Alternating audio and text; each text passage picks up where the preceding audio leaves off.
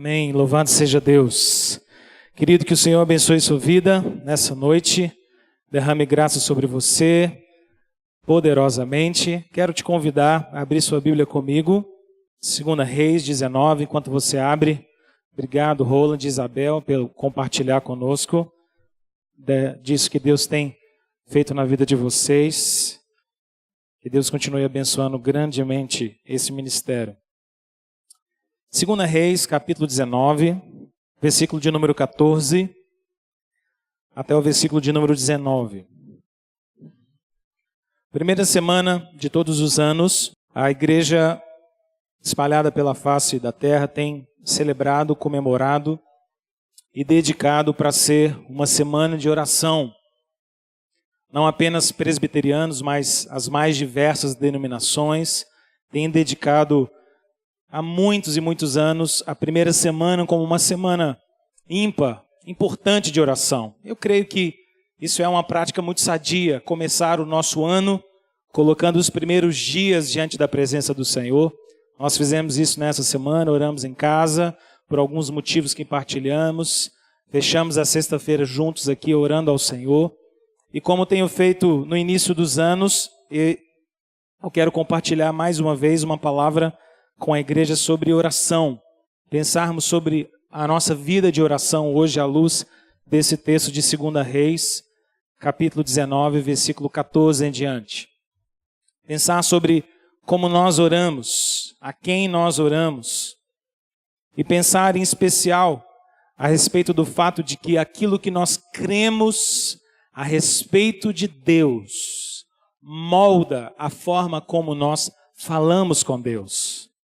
A nossa teologia influencia diretamente na forma como nós oramos e falamos e nos apresentamos diante do Senhor em oração. Se nós temos uma compreensão equivocada a respeito de quem Deus é, nós oramos também de maneira equivocada. Mas se nós temos uma compreensão adequada, correta, sobre o nosso Deus, então nós oramos de maneira que é aceitável, agradável ao Senhor. E o Senhor, por sua graça, tem se agradado de responder à nossa oração. Eu quero te convidar a ficar em pé, sua Bíblia em mãos, 2 Reis, capítulo 19, versículo 14. Se você puder, eu quero convidá-lo a ler comigo todos esses versículos, do 14 até o 19. Vamos juntos? Tendo Ezequias recebido a carta das mãos dos mensageiros, leu-a. Então subiu à casa do Senhor, estendeu-a perante o Senhor e orou perante o Senhor, dizendo: Ó Senhor, Deus de Israel, que estás entronizado acima dos querubins, tu somente és Deus de todos os reinos da terra. Tu fizeste os céus e a terra. Inclina, ó Senhor, o teu ouvido e ouve. Abre, Senhor, os teus olhos e vê. Ouve todas as palavras de Senaqueribe, as quais ele enviou para afrontar o Deus vivo. Verdade é, Senhor, que os reis da Síria assolaram todas as nações e suas terras, e lançaram no fogo os deuses deles, porque deuses não eram, senão obra de mãos de homens, madeira e pedra. Por isso os destruíram. Agora, pois, ó Senhor, nosso Deus, livra-nos das suas mãos, para que todos os reinos da terra saibam que só Tu és o Senhor Deus. Aleluia. Feche seus olhos. Senhor, só Tu é o Senhor Deus. Que as nações saibam, que os povos saibam, que a vizinhança saiba, que os nossos amigos saibam, que as pessoas ao nosso redor saibam, que, ó Deus, as pessoas com quem nós convivemos, trabalhamos, saibam, através do nosso testemunho, da nossa proclamação da verdade, que só o Senhor é o Senhor Deus. Fala conosco nessa noite pela Tua palavra. Nós te rogamos em nome de Jesus. Amém. Pode assentar-se. Se você voltasse na sua Bíblia no capítulo de número 18 e lesse a respeito da história de Ezequias, rei de Judá, rei do povo do Senhor. Você se lembraria a respeito do fato de que Ezequias foi numa galeria de reis que fizeram aquilo que era reprovável ao Senhor. Um homem que viveu e buscou o Senhor de todo o seu coração. Ezequias era um homem segundo o coração de Deus. Ele buscou a Deus. Ele andou nos caminhos de Davi. Ele andou nos caminhos daqueles que serviam a Deus verdadeiramente. O contexto dessa oração que nós lemos agora, que nós temos diante de nós, é um contexto muito duro sobre o povo do Senhor. A nação santa, a nação escolhida de Deus estava agora dividida. Existiam dois reinos, um reino do norte, que ficou conhecido como Israel, o reino do sul, conhecido como Judá. E a palavra de Deus nos diz, em especial 1 Reis e 2 Reis, nos narra essa história de que os reis do norte em especial foram todos uns após outros, fazendo aquilo que era desagradável ao Senhor. E por conta disso a Escritura nos diz no capítulo 18, em especial no versículo 12, que por causa disso, por causa da desobediência do povo do Senhor, Deus permitiu que a Síria viesse contra Israel, o reino do norte, tomasse esse povo cativo, levasse para o cativeiro, acabasse com toda a riqueza, todo o poder, toda a opulência do norte, acabasse com aquela nação. Mas no reino do sul, Ezequias era um homem segundo o coração de Deus. Ezequias era um homem que buscava o Senhor. Mas o texto diz que ainda assim, que mesmo ele sendo um homem que buscava a presença do Senhor, ele também enfrentou muitos desafios. O versículo de número 13 começa a nos contar lá no capítulo 18 que Ezequias também sofreu muito por causa da Síria. Ataques que vieram primeiro tentando tirar a força desse povo, tirar a confiança deles. Servos do rei da Síria que vieram para Israel, que vieram ajudar e diziam insistentemente: vocês precisam parar de confiar no Senhor. Deus não vai livrar vocês. Não livrou o norte, não livrou as outras nações. A Síria é muito poderosa, vocês não têm saída, vocês não têm recurso. Esse rei Ezequias está dizendo para vocês confiarem no Senhor, mas não perca tempo com isso, porque não vai adiantar. É melhor vocês nos servirem, é melhor vocês se entregarem, porque senão nós vamos destruir vocês. Eles vieram de maneira tão insistente, trazendo notícias ruins e trazendo acusações e trazendo militância contra o povo do Senhor, que o coração de Ezequias começou a se machucar, a se ferir. Ezequias já estava naquela sensação de: Senhor, o que eu vou fazer? Qual recurso que eu tenho? A Síria já destruiu o reino do norte, agora está na nossa porta nos ameaçando, vai nos destruir também. E aí então, que começa o capítulo número 19, se você olhar na sua Bíblia, o texto diz que quando Ezequias ouve todas essas coisas que vieram de ameaças, mais ameaças e ameaças sobre o povo, o texto diz que Ezequias ouve tudo isso, rasga suas vestes, cobre-se pano de saco e entra para a casa do Senhor. Aqui nós começamos a ter o testemunho de um homem que nos ensina muito a respeito da verdadeira postura de adoração. Antes de orar, antes de falar com Deus, o coração de Ezequias é um coração contrito, é um coração quebrado, é um coração que diz: Deus, eu preciso de Ti. Ele rasga suas vestes, veste pano de saco, vai para a casa do Senhor, como quem diz: Deus, se não for o Senhor, se não for a Tua graça, se não for o Teu auxílio, eu estou completamente perdido. O texto diz ainda, se você puder acompanhar comigo, versículo de número 2, o texto diz então que ele enviou Eliaquim, o mordomo, a Sebna, o escrivão, e aos anciãos dos sacerdotes cobertos de pano de saco, até o profeta Isaías, filho de Amós, dizendo: assim diz Ezequias, versículo de número 3, este dia é dia de angústia, de disciplina, de opróbrio, porque filhos são chegados à hora de nascer, e não há força para dar à luz. Ele manda uma mensagem para o profeta Isaías dizendo: Isaías, nós precisamos do Senhor, nós precisamos falar com Deus, você é o nosso profeta, nós precisamos de instrução, nós precisamos de palavra de Deus, porque nós estamos perdidos. Nós necessitamos que Deus venha a nosso favor, porque a Síria vem contra nós, dizendo que o nosso Deus não é capaz, dizendo que nós estamos perdidos. Nós precisamos do auxílio do Senhor. Seu coração é contrito e o seu coração é um coração que revela necessidade de Deus. Esse é um homem que tem um coração se preparando para orar, se preparando para falar com Deus. Então, versículo 4, ele diz: porventura o Senhor teu Deus terá ouvido todas as palavras de Rabsaque, a quem o rei da Síria, seu senhor, enviou para afrontar o Deus vivo, e repreenderá as palavras que ouviu. Ergue, pois, orações pelos que ainda subsistem. Foram, pois, os servos do rei Ezequias a ter com Isaías. E Isaías, no versículo de número 6, traz palavra de Deus para eles. O texto diz, versículo de número 6, dizei isso a vosso senhor o rei, assim diz o Senhor, não temas, por causa das palavras que ouviste, com as quais os servos do rei da Síria blasfemaram de mim. Eis que meterei nele um espírito, e ele, ao ouvir certo rumor, voltará para a sua terra, e nela eu o farei cair morto à espada. Ezequias tem o seu coração contrito, Ezequias busca ao Senhor através de Isaías, demonstrando sua necessidade, e agora Ezequias se firma na palavra de Deus. Por que estou enfatizando isso para você essa noite? Porque muitas das vezes que nós vamos nos aproximar de Deus em oração, nós nos aproximamos de Deus em oração de maneira inadequada.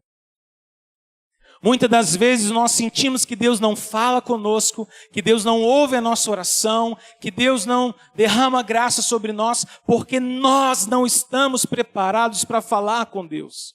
O nosso coração não é preparado para isso. O nosso coração não tem uma espécie de antecipação quebrantada, contrita, rendida ao Senhor. E muitas das vezes nós nos dobramos diante de Deus, falamos com o Senhor, buscamos a Deus, mas nos levantamos com a sensação de que nada aconteceu.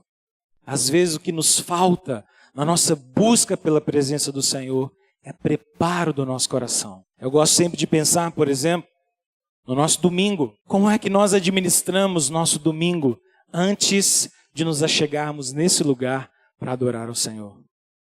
O que ocupa o nosso pensamento à tarde? O que a nossa mente está cheia?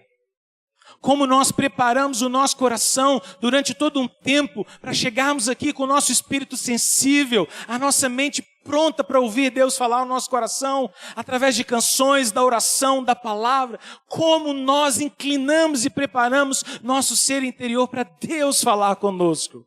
Ezequias nos dá uma receita maravilhosa: contrição, demonstração de necessidade e busca pela palavra do Senhor. Não há nada melhor para nós prepararmos o nosso coração do que nos quebrantarmos diante dele e revelarmos nossa necessidade. Deus, eu preciso que o Senhor fale comigo. Às vezes nós ouvimos pessoas dizendo assim, e talvez você já tenha ouvido isso várias vezes.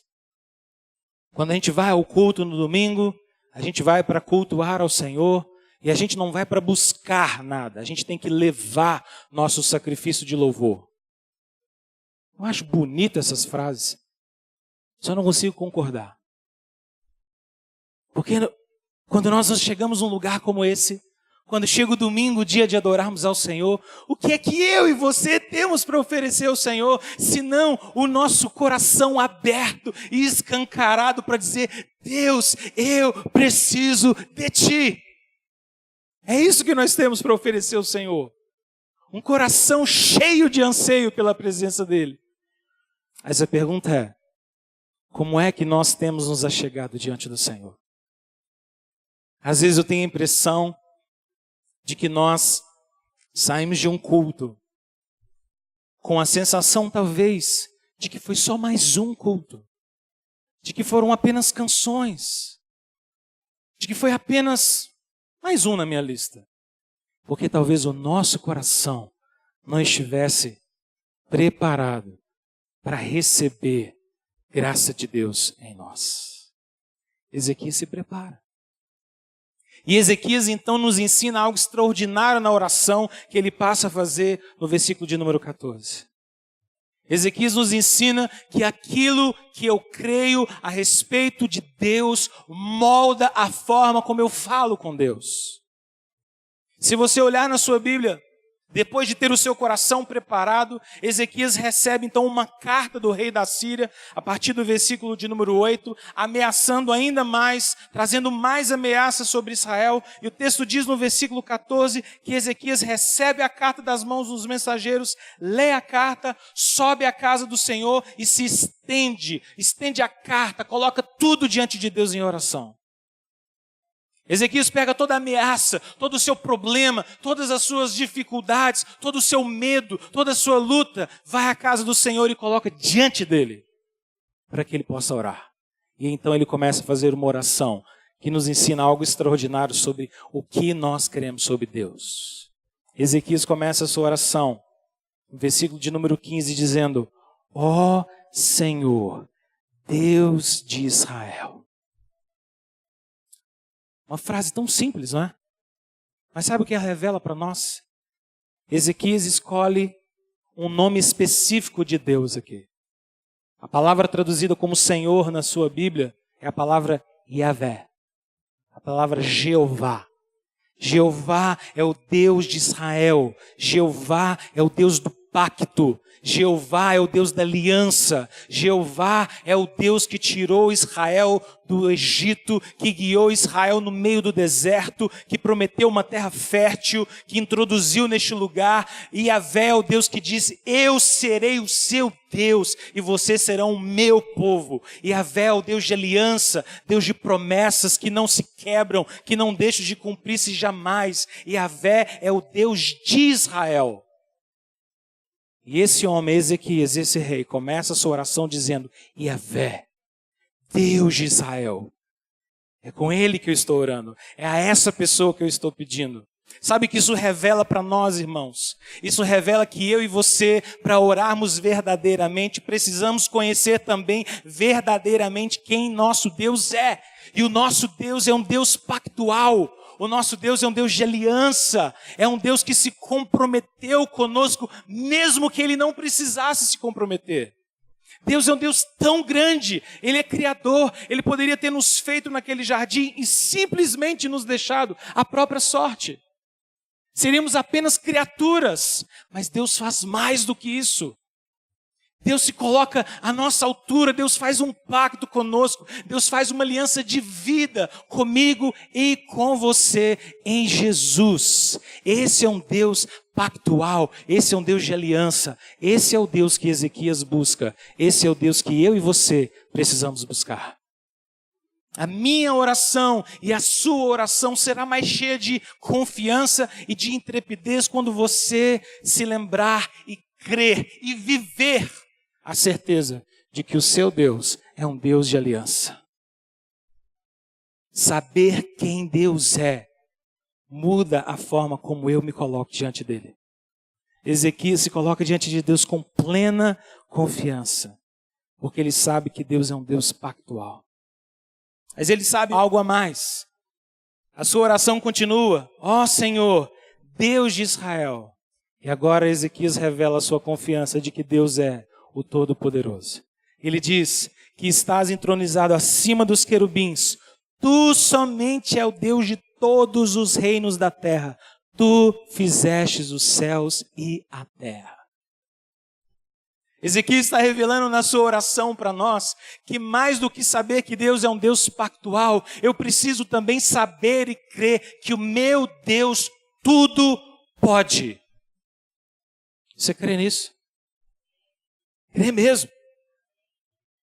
Porque as nossas orações precisam ser mediadas por essa fé. Às vezes nós somos tão tímidos para pedir as coisas a Deus. Às vezes nós somos tão temerosos. Nós vamos orar a Deus e pedimos assim como: tá bom, Senhor, se possível, faça isso. Alguns irmãos às vezes vão orar por milagres. Eu me incomodo com orações assim. Senhor, se possível, se for a tua vontade, não estou te pressionando não, Senhor, mas se o Senhor quiser, assim, não estou querendo dar nenhum comando, mas se for da sua vontade, se ela casar com a minha vontade, cura fulano. Que oração medrosa, que oração cheia de temor. O meu Deus tudo pode. Então eu oro pedindo, Deus, faça algo impossível, porque para o Senhor não existem impossíveis. Para que eu vou ter medo de pedir algo a Deus, se o meu Deus tudo pode? Quando pessoas me dizem assim, pastor, você pode orar por isso? Alguém que está doente, alguém que talvez seja enfermo, eu digo, claro! E nós vamos pedir por aquilo que a gente não pode fazer. Eu vou pedir um milagre mesmo. Eu quero algo sobrenatural, eu quero cura, eu quero que Deus levante. Se Ele vai fazer, isso é com Ele. Mas Ele me ensinou que é um Deus pactual e que Ele tudo pode. Eu não tenho medo e nem dúvida daquilo que o meu Deus pode fazer. Deus, se o Senhor puder, se o Senhor quiser, segundo a tua vontade, agora, assim, não precisa de orações tão demoradas assim. Simplesmente diga, Senhor, derrama a tua graça, cura, restaura, levanta, traz vida, porque o Senhor tudo pode. Simples, simples. Ezequias tem na sua porta batendo os reis da Síria, o poder bélico mais forte da sua geração, que acabou de destruir o norte, que acabou de levar seus compatriotas todos para cativeiro. Ele não tem recurso, não tem exército suficiente, não tem outra forma de lidar com esse povo. O que é que Ezequias vai pedir? Senhor, se o Senhor... Deus, o Senhor tudo pode. O Senhor é dono de todos os reinos da terra. Livra-nos, livra-nos, Senhor. Essa é a minha oração. Ezequias sabe que Deus é um Deus pactual. Ezequias sabe que Deus é um Deus todo-poderoso. Mas Ezequias também sabe que o nosso Deus é um Deus vivo. É um Deus vivo.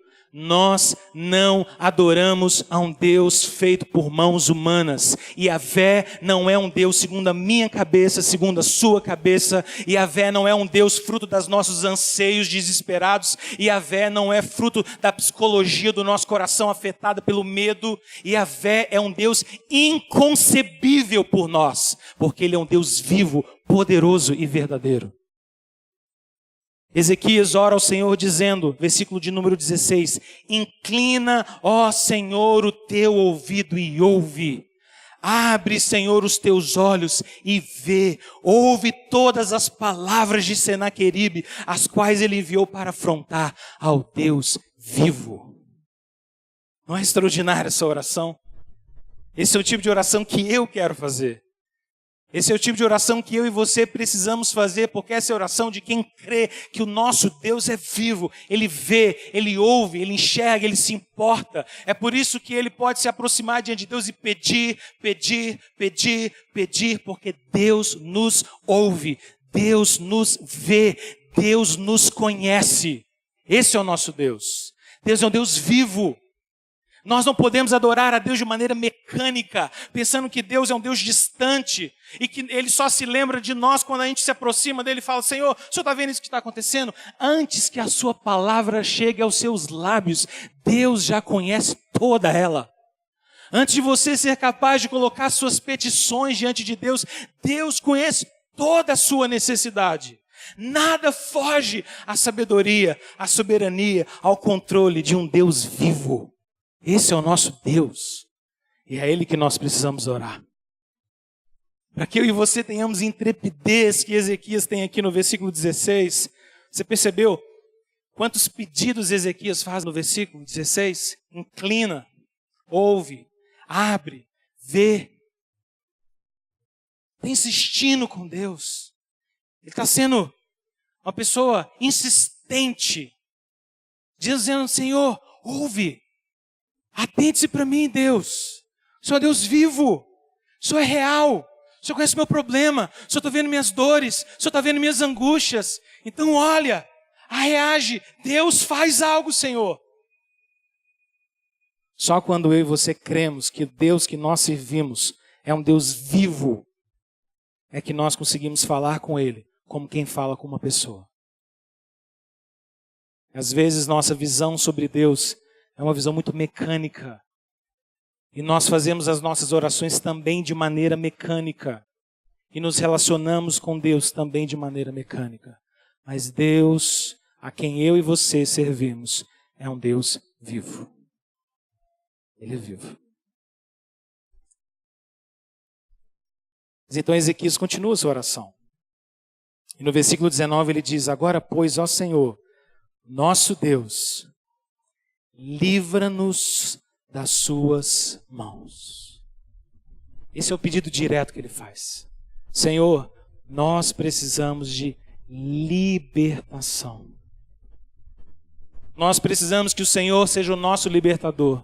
Ezequias crê que Deus é um Deus pactual, que Deus é todo-poderoso, que Deus é um Deus vivo. E Ezequias crê que Deus é um Deus libertador. Deus é quem livra o seu povo de todas as suas angústias. Deus é quem livra o seu povo do poder do mal. Deus é quem livra o seu povo do império das trevas. Deus é quem livra o seu povo de todos os seus pecados. Deus é o nosso libertador. Ezequias revela isso na sua oração. Porque o que Israel precisava era de libertação. O que eu e você precisamos é de libertação. Que o Senhor nos livre do mal, que o Senhor nos afaste da tentação, que o Senhor nos livre da tribulação maior e mais forte do que podemos alcançar e podemos suportar, que Deus nos livre, que Deus nos envolva com a sua graça. Nós precisamos crer que Deus é um Deus que intervém na história. Essa oração de Ezequias enche o meu coração, porque Ezequias está olhando para o seu problema tão histórico, não é? Tão real. O problema que ele está enfrentando. O rei da Síria vem contra ele. Um problema de gente. E Ezequias diz: Senhor, livra-nos deles. Sabe o que está por trás dessa oração? O que está por trás dessa oração é como se Ezequias estivesse dizendo o seguinte: Senhor, eu creio que o Senhor é Deus para interferir na história a favor do seu povo. O Senhor pode, o Senhor faz, e é por isso que eu te peço: livra-nos. A pergunta que eu faço a você agora é: quando você se coloca diante de Deus em oração, você realmente crê que Deus pode intervir na história a seu favor? Essa é a pergunta que eu queria que você respondesse no seu coração. Porque nós precisamos crer que Deus é pactual, todo-poderoso, que o nosso Deus é um Deus vivo e que o nosso Deus interfere, muda, transforma, conserta a história a favor do seu povo. Irmãos, crer nisso faz com que as nossas orações sejam mais verdadeiras e mais autênticas. Quando nós oramos para Deus abençoar o Brasil, nós cremos nisso mesmo. Cremos que Deus pode interferir, que Deus pode mudar corações, que Deus tem corações de poderosos em suas mãos. Nós cremos, porque essa precisa ser a nossa expectativa, essa precisa ser a nossa fé e o nosso anseio. E então Ezequias termina a sua oração de um jeito que não poderia ser melhor. Ele termina a sua oração dizendo: Senhor, livra-nos, para que todos os reinos da terra saibam que só Tu és o Senhor Deus. O último ingrediente que Ezequias põe nessa oração é um ingrediente muito significativo. Ezequias crê que Deus é o único digno de glória e que tudo que Deus fará, Ele fará visando no final das contas a sua própria glória. E a pergunta que nós precisamos fazer é: nossas orações também têm sido voltadas para a glória de Deus? Aquilo que eu tenho pedido a Deus, aquilo que eu tenho clamado a Deus, aquilo que eu tenho feito conhecido diante de Deus em oração, tem o propósito de adorar a Deus em última instância? Aquilo que eu creio sobre Deus molda a forma como eu falo com Deus. A minha teologia transforma a minha oração. Eu quero te convidar a fechar os seus olhos e falar com Deus agora. Tendo tudo isso em mente, o seu Deus é um Deus pactual. O seu Deus é um Deus todo-poderoso. O seu Deus é um Deus vivo. O seu Deus é um Deus que intervém na história. Ele é o nosso libertador. E o seu Deus é o Deus que merece toda a honra e toda a glória e todo o louvor. Fale com o Senhor agora.